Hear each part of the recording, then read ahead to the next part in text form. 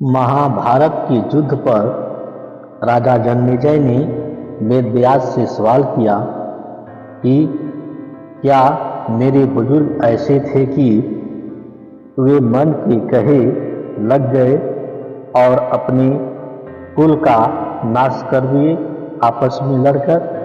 वेदव्यास ने कहा, राजा, मन बड़ा जबरदस्त है, इसका कोई उपाय नहीं। राजा जन्मेजय ने कहा, मैं नहीं मानता।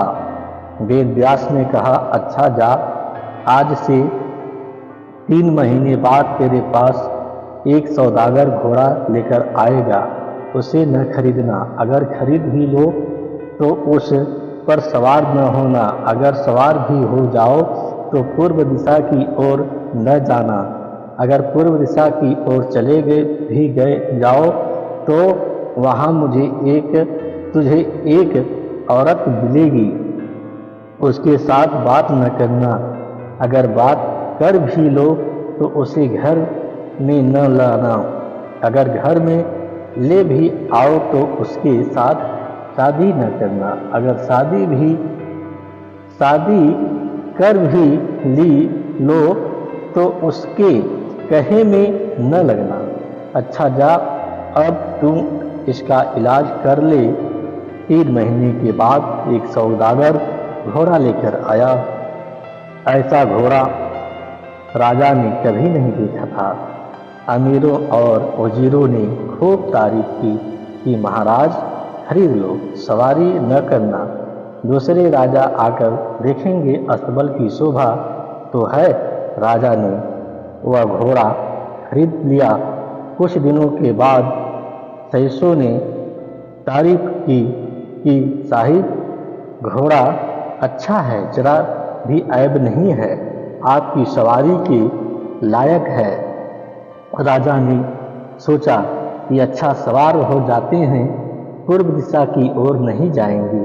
जब घोड़े पर सवार हुआ, घोड़ा मुंहजोर होकर पूर्व दिशा की ओर जंगल में जा निकला।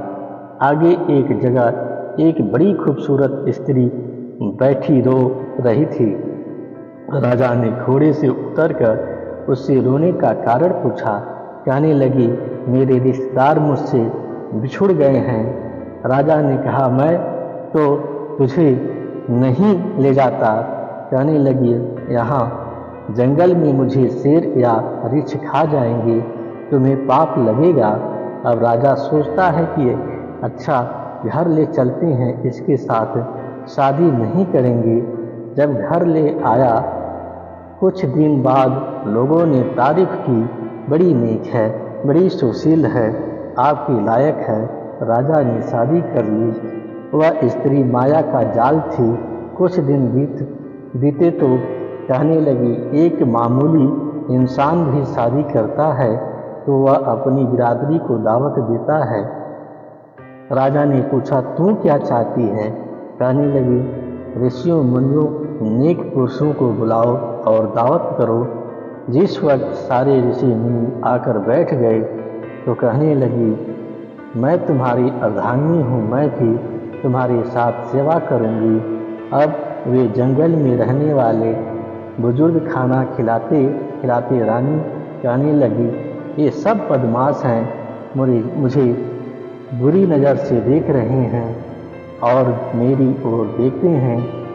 राजा को क्रोध आ गया और तलवार लेकर सबको कत्ल कर दिया। उसी समय वेदव्यास प्रकट हो गए और बोले, पता राजा, तुम कहता था कि मेरे बुजुर्ग ऐसे थे जो मन के कहे लग गए। मन में बड़ों की मिट्टी पलित की है। शिव, पराशर, विश्वामित्र, सिंगी ऋषि और अन्य कई महात्मा मन के वश में आ गए। पुराणों को पढ़कर देखो, हमारी किताबें कहती हैं, जिस ताकत से मन काबू आता है वह तुम्हारे अंदर है। जब 9 दरवाज़ों से ऊपर चढ़कर मुकामे अल्लाह पर पहुंचकर उस अमृत को पियोगे तो मन बस में आ जाएगा। इसी तरह एक कहानी और आता है। पराशर जी पूर्ण योगी होकर घर वापस आ रहे थे। रास्ते में एक नदी पड़ती थी। मल्लाह से कहा, मुझे पार करा दो। उसने कहा, महात्मा जी रोटी खा लो, अभी पार करा देता हूँ। महात्मा ने कहा, धूप तेज हो रही है, मुझे जल्दी पार करा दो, नहीं तो मैं श्राप दे दूंगा। उसकी जवान लड़की थी और उसे किश्ती चलाने की जानकारी थी। बाप से इजाज़त लेकर उसने चप्पू पकड़ा, किश्ती का रस्सा खोला और कहने लगी, आओ महात्मा जी। अब महात्मा जी सारी उम्र जंगलों में रहे, औरतों की शक्ल नहीं देखी थी। जब नदी के बीचों बीच पहुँचे, अपना बुरा ख्याल प्रकट किया। लड़की ने कहा, महात्मा जी हम मछली खाते हैं, आपको मेरे मुंह से बदबू आएगी। कहने लगा, योजन गंधारी हो जा, 4-4 मील तक तेरे मुंह से खुशबू आया करेगी। अब देखो मन को नहीं रोकता और अपनी ताकत का नाश कर रहा है। फिर कहने लगी, यह सूर्य देवता देख रहा है, हमारे पाप कर की गवाही देगा। ऋषि ने ज्यों ही पानी की अंजलि भरकर मारी धुंधकार कर दिया और कहा, अब तो नहीं देखता। कहने लगी, यह वरुण जल देवता है, हमारे पाप कर्म की गवाही देगा। ऋषि ने कहा, जा बरेती हो जा। रेत हो गई, वह इबादत का नाश करता है लेकिन मन को नहीं रोकता। मन बड़ी जबरदस्त ताकत है, मन मत छोड़े नाही, गुरु को दोष लगावही। पूर्ण गुरु की संगत के बिना मन नहीं मरता। कहते हैं कि यह गुरु का कहना तो मानता नहीं, फिर इसको ले कौन जाए। अगर इंसान अपने पर इल्जाम